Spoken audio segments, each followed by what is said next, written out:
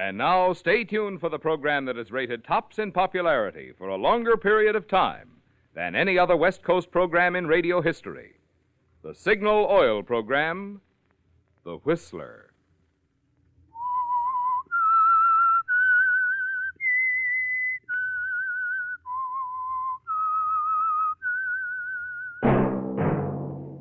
Signal, the famous Go Farther gasoline, invites you to sit back and enjoy another strange story by The Whistler.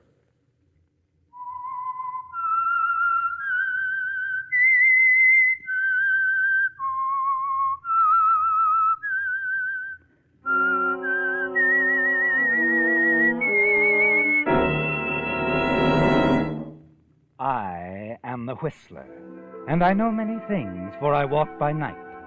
I know many strange tales hidden in the hearts of men and women who have stepped into the shadows. Yes, I know the nameless terrors of which they dare not speak.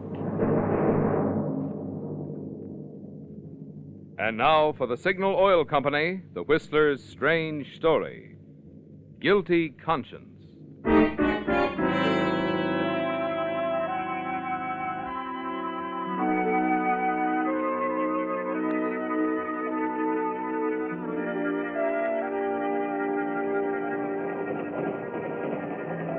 Sitting by the window of the streamliner as it sped through the night toward Los Angeles, Arthur Wilson seemed like any average middle-aged businessman. But there had been a time when Arthur Wilson was someone else. Jack Foley, convict. And though it had been 20 years ago, Jack Foley, now Arthur Wilson, would never forget it. The plaintive wail of the train whistle drifting back at him now somehow recalled that other time and place, exactly as if it were this moment. Perhaps it was because another whistle had marked the time when it all began. The night that Jack Foley was given a chance to reach out, to grasp a new life. That night 20 years ago in a prison machine shop. That's all, you guys. Clean up the shop. Right. Well, Dave, that about does it. This truck's practically got a new motor. Yeah, she's in fine shape, Foley. Yeah, well, come on. Let's get this stuff cleaned up and then we can... Foley, Yeah? ignition keys. Hand them over. What? Look, I don't want any trouble. Give me the keys. I'm getting out of here. You're not... Oh, now, wait a minute, Dave. Shut up. It's all set. Evans and Harris are at the delivery gate. I'm picking them up with this truck, and we're going out. You want to come along? Hey, what's holding it up back there? Make up your mind, Foley, fast. That guard will be coming back here, and I got to take care of him. Well, what do you say?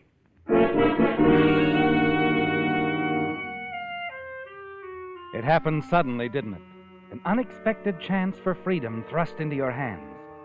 You had 3 more years to serve on your sentence for manslaughter.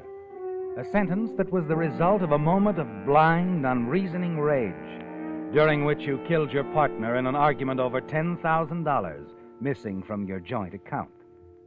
You knew where that money was, didn't you? Because you'd stolen it, put it safely away in another city. And once you'd made good your escape, you were certain you could get your hands on it.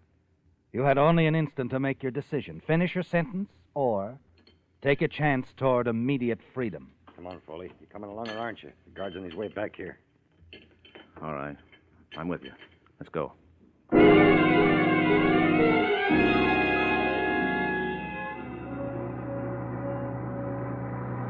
Dave, the guard back there. You could have gone easier with him. Maybe I should have let you do it and killed the guy, huh?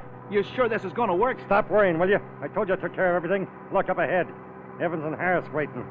And there's the gate guard out cold. You better slow down. Dave, the alarm. They'll never get us now. Swing on, you guys. We're not stopping. This is a one-way ride or not at all.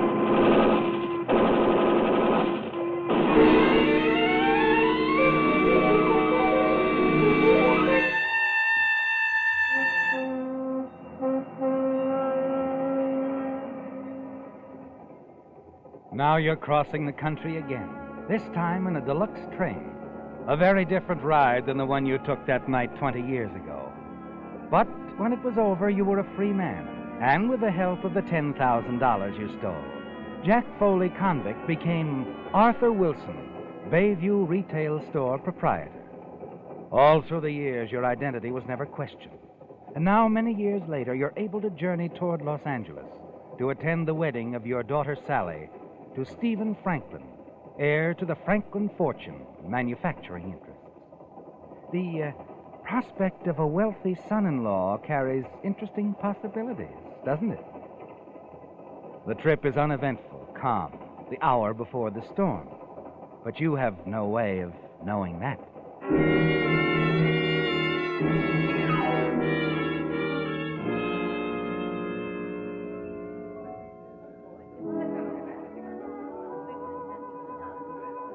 And on an evening a week later, you're dancing with your daughter Sally at the palatial home of Mrs. Alice Franklin, mother of Sally's fiancé, Stephen Franklin. Oh, Dad, isn't it wonderful? I'm so happy. Yes, that's pretty obvious. I guess I do show it. But the best part of the whole thing is you're here. You think I'd miss it? My only child's wedding? Do you like Stephen? Of course. He's a great kid. You know, his mother seems quite nice, too. Mrs. Franklin? Mm-hmm. Oh, she's swell, Dad. Come on, let's go join Stephen. He's in the library. You can't leave that man of yours for 5 minutes, huh? I'll leave him later for another dance with you. All right, dear. Oh, here we are. Well, there you are, Sally. Hi. I thought I'd lost you. Bringing her back to you, Stephen. Oh, thank you, Mr. Wilson. Say, enjoying yourself, sir? Oh, I'm doing fine. I bet you'd do better with a little refreshment. Jameson? Yes, sir? What'll it be, Mr. Wilson? A creme de menthe? A stinger? What about you, Mother? A stinger sounds exciting, but just a small one, Jameson.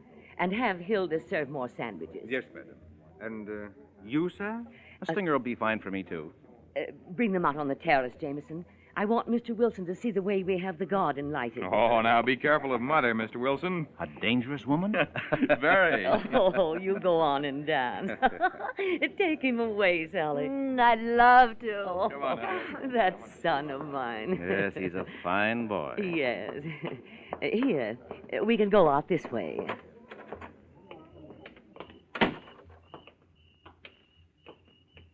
Say, this is nice. Yes, and it was a good excuse. I wanted to talk to you, Mr. Wilson, alone. Oh? This isn't easy for me to talk about, Mr. Wilson, but, quite frankly, I'm concerned. Now, I don't want you to think it's because we don't all love Sally. We do, but... But what, Mrs. Franklin? You run a retail store, Mr. Wilson, in Bayview. Yes? Well, that's all we know about you, your background, your family. Even Sally doesn't seem to know. I only wondered if... Well, it's quite natural that you wondered, Mrs. Franklin. And I can set your mind at ease. I was brought up by an uncle. I ran away like so many youngsters did in those days and went to sea for a while. Oh? Your uncle, where is he now? He's dead. He was my mother's brother. As for my father, well, I scarcely remembered him. And, of course, you know that I've been a widower for 10 years. Oh, Mr. Wilson, I didn't mean to recall unhappy moments to you. I know you must think I'm terrible, but... Oh, my son. I think I understand. I feel the same way about my daughter, Mrs. Franklin. I'm proud that she's marrying Stephen. Thank you. I know you can see where I would at least inquire that the children shouldn't make a mistake they might regret. There'll be no regrets, Mrs. Franklin. No reason that there should be. I promise you. All right, Mr. Wilson. We just won't discuss it anymore. And thank you. After all, the big thing is that Stephen is marrying a fine girl. Well, I'm glad you feel that way about Sally. I do, and now, if you don't mind, I'm going in. Stephen knows I've been thinking about this, and I'm going to tell him it's all right. Well, thank you. You mind if I stay out here a few minutes? Oh, do, by all means. It's so quiet and nice. Gives a person a chance to think.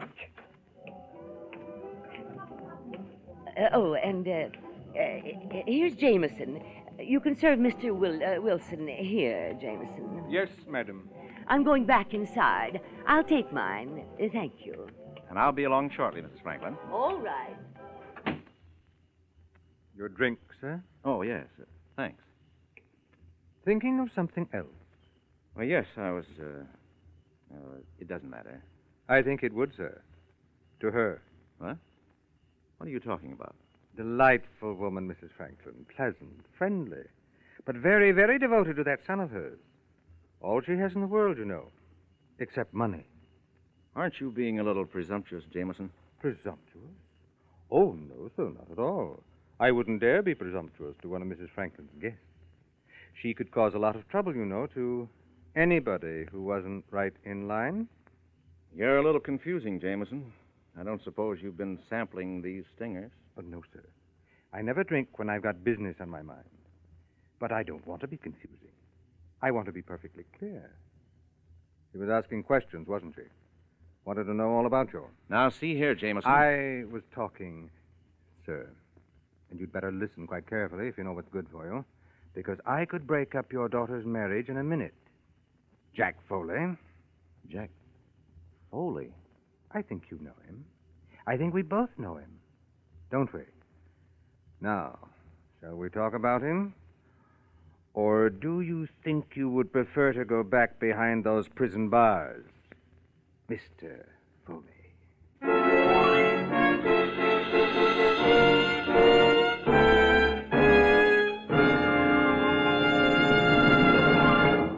You're hearing and reading a lot these days about exciting new type automobile engines that deliver spectacular performance and at the same time more miles per gallon because they're scientifically engineered to operate more efficiently.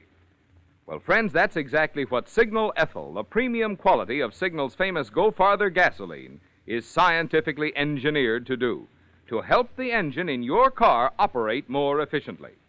Yes, Signal Ethyl is scientifically engineered to give you trigger-quick starting the instant you touch the starter.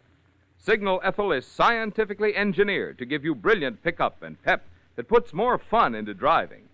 And Signal Ethyl is scientifically engineered to give you smooth, quiet power to take you down highway or uphill with relaxed ease.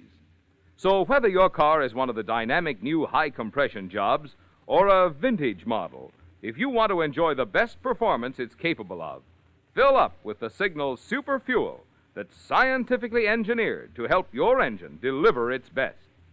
Fill up with Signal Ethyl.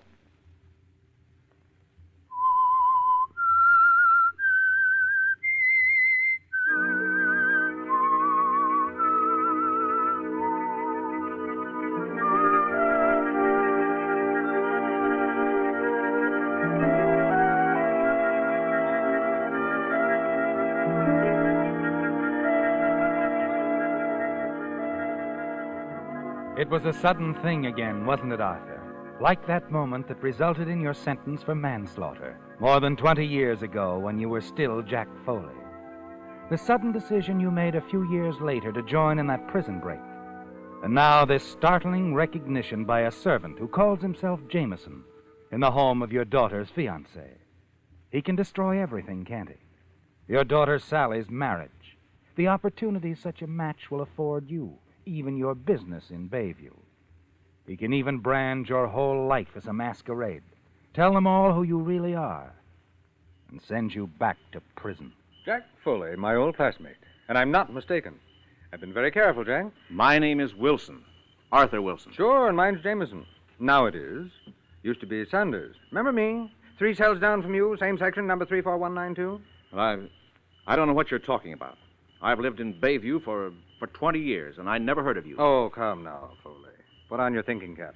I've told you my name is Wilson, and I never saw you before. My, what a contrast in memory. Why, I recognized you instantly. But it's understandable. I was a very young man, and you only knew me a short time. You left us rather suddenly, Jack. Stop calling me that. Sorry, sir. That better? I ought to call you Lucky. Lucky Jack Foley, now Arthur Wilson, a successful businessman. His daughter about to marry into one of the wealthiest families in the state. What are you after? Oh, your memory's getting better, isn't it? Well, what is it? What are you after? Is this some sort of a blackmail pitch you're giving me? Now, that's a very interesting thought. Well, it might be if I were the man you think I am. The man I know you are. How long have you worked here, Jameson? Or Sanders, if you prefer. 6 months or so. Well, you must be out of your mind. Supposing I happen to be Jack Foley. Do you think for 1 minute that Mrs. Franklin or anyone else would take your word for it? Oh, no, sir. Certainly not. Well, then what are you driving at? Why all these ridiculous suggestions? Sir, I have what is known in the trade as a black on white. Surely you remember Professor Slips Dolan, Dean of Forgery? He was in another section, but in the apartment just below. I'm getting tired of this, Jameson. Great man, Professor Dolan. To the professor, any official document was a black on white. I have such a document. Regarding Foley? Regarding you, yes. The light's very good out here. I'll show it to you. But just remember, the light's also too good for you to start anything. You seem to think of everything. Take a look at this, and you will really think so, sir. Here. The letterhead will convince you, I think. Look at it. Bureau of Identification, Washington, D.C. Department of Fingerprints. The Bureau of Identification sent my fingerprints to you? Oh, no, sir. It was the other way around. I sent your fingerprints to them. But how could It was quite simple. My training, you know.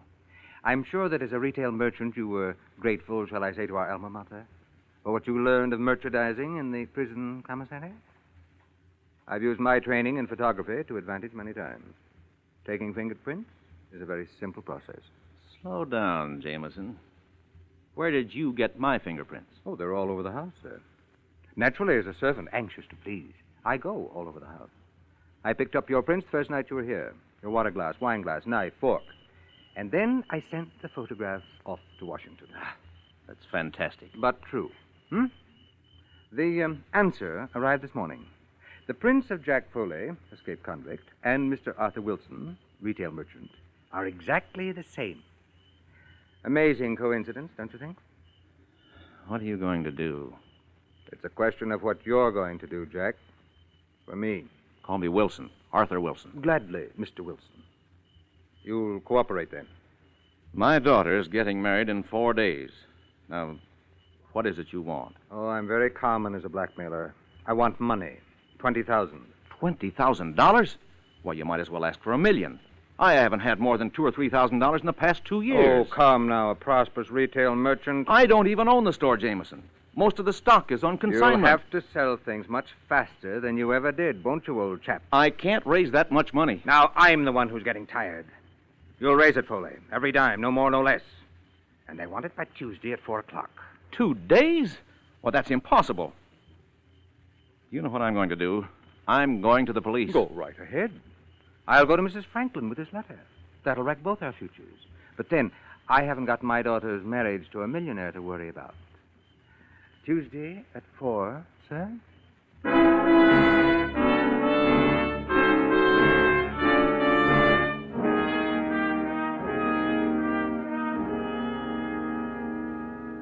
There it is, Arthur.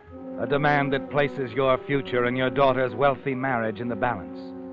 You feel certain it'll be all over if you don't meet Jameson's request for the money.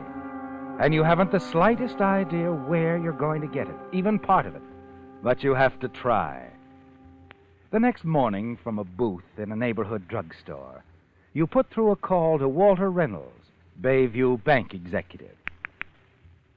I have your party, sir. Go ahead. Hello? Hello, Walter. This is Arthur Wilson. Oh, yes, Arthur. What can I do for you? Well, something's come up. I can't go into details over the phone, but I've got to raise some money. Certainly, Arthur. It's an unusual amount, but... Well, I'm sure we can take care of it, Arthur. We'll be glad to credit your account with a couple of thousand. Well, it's more than that. I need $20,000, Walter. 20,000? Why, you know we couldn't handle that, Arthur. Well, I know it's a great deal, and I figured that banking with you for over 20 years meant something. And... It does, Arthur. Of course it does. That's why I just agreed to a couple of thousand. But 20, I can only go so far. Look, Arthur, if it'll do any good, I'll add my personal endorsement and make it 5,000. 5,000? Is that better? I'll wire it to you down there in care of the Interstate Trust and Savings. 5,000. All right. Thanks, Walter. Thanks a lot.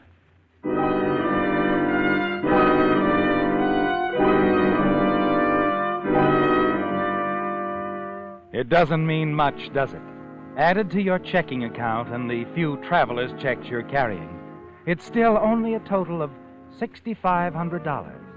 Jameson said $20,000, and you know that that's his price for delivering you the letter that will bring your past to light. you put through another call to your closest friend, Ward Weston, only to discover that he's away on business and can't be reached. It's 6,500 or nothing, isn't it? Tuesday morning, returning from the Interstate Trust Bank, you tell yourself that you're going to get that letter. 4 o'clock that afternoon, you face Jameson in the library. Well, Foley, you brought the money, have you? Look, Jameson, give me a break, will you? The money, Foley, or I'll start talking. Look, I'm not thinking of myself. Skip the pretty speeches, Foley. You are thinking of yourself. The things you'll get out of your daughter's marriage into the Franklin family. Well, do I get the money? Well, I wasn't able to get it all. You weren't able to... All right. How much did you get? 6,500. 6,500? Why, that's not even half of it. Keep your voice down and stop calling me Foley. Oh, I should have told you. We're practically alone. Mrs. Franklin went downtown. Stephen is out with your daughter. You shouldn't have told me that. You're not going to spoil all this, Jameson, for me, anybody. I want that letter. Now, don't get impulsive. I'm not fool enough to get careless, you see? A gun. I haven't forgotten about that temper of yours.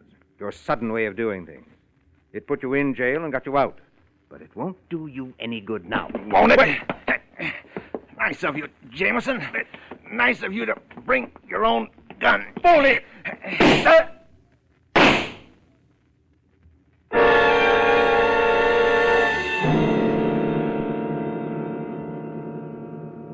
Well, Arthur, after all these years, you've done it again, haven't you? You stand over him, the rage slipping away into fear. You wanted Jameson out of the way. You were willing to go to any lengths to get that letter. As you shake your head and fight to clear your senses, you realize that you must get the letter and then get rid of Jameson's body, or at least get away from the house before his body is discovered.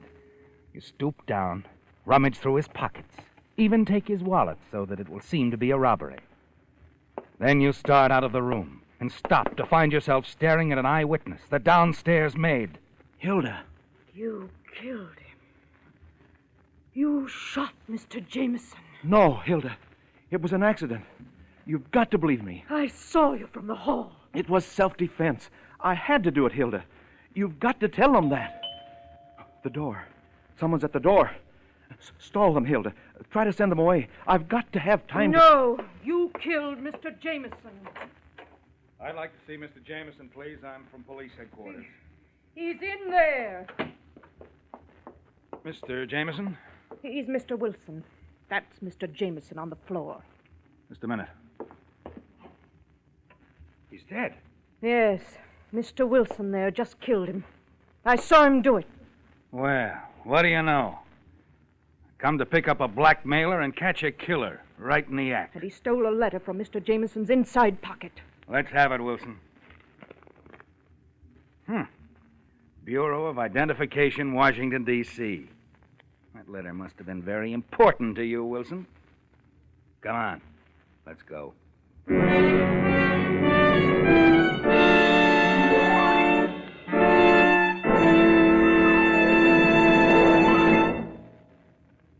If you really want to protect your car, then the motor oil for you is Signal's amazing new heavy-duty type oil that reduces engine wear due to lubrication 50%. Consider just 4 of the important extra ways new Signal Premium Motor Oil helps to keep your car young. 1, keeps oil rings clean and free. 2, controls and reduces such harmful engine deposits as carbon, gum, and varnish. 3, prevents sticking of hydraulic valve lifters. And 4, stops acid corrosion and rust. Result, maintenance costs are kept down, down, down, and performance is kept up. So if you're still using lazy, old-fashioned oil that merely lubricates, it's high time to make a change for the better. Change oil next time at a Signal service station. Change to new, harder-working Signal Premium Motor Oil that reduces engine wear due to lubrication 50%.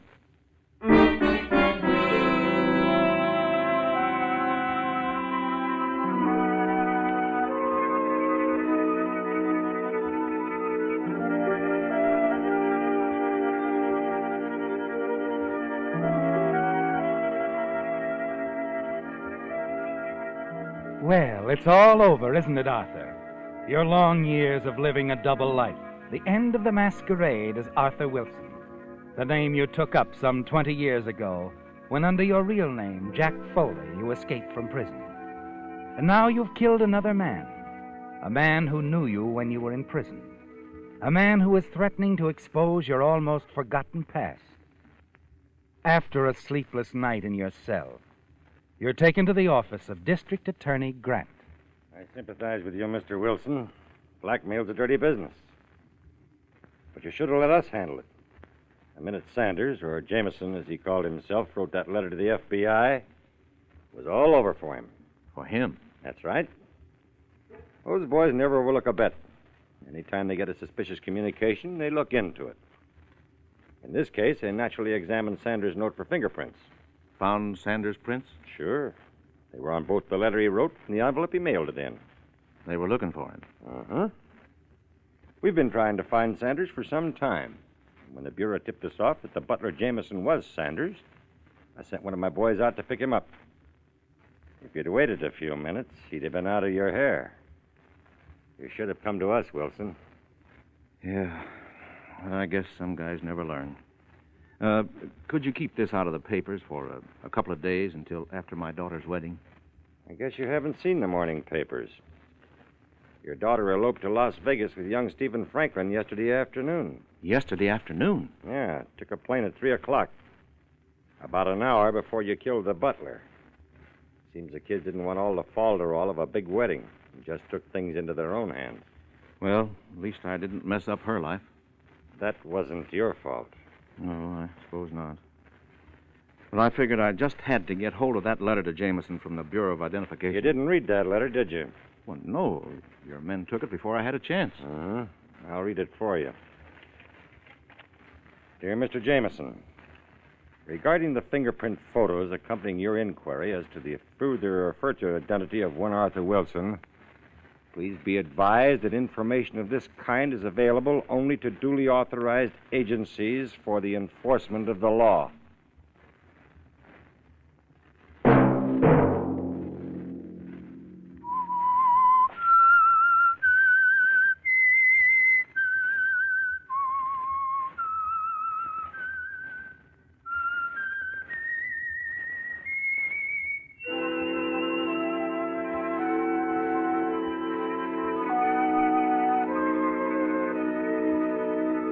Let that whistle be your signal for the Signal Oil program, The Whistler, each Sunday night at this same time. Signal Oil Company has asked me to remind you, now that school days are here again, it's even more important to drive at sensible speeds, be courteous, and obey traffic regulations. It may save a life, possibly a child.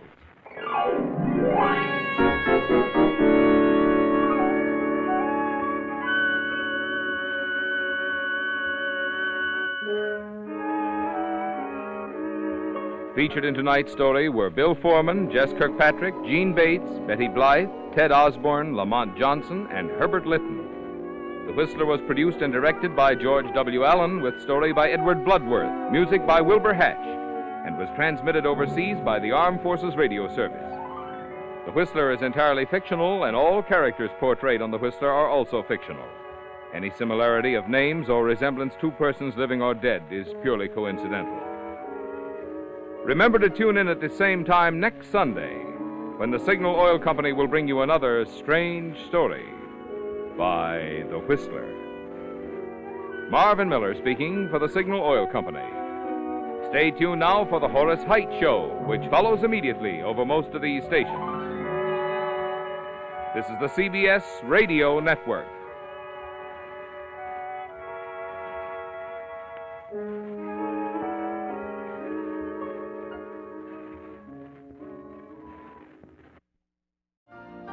You've been listening to the OTR Gold Network.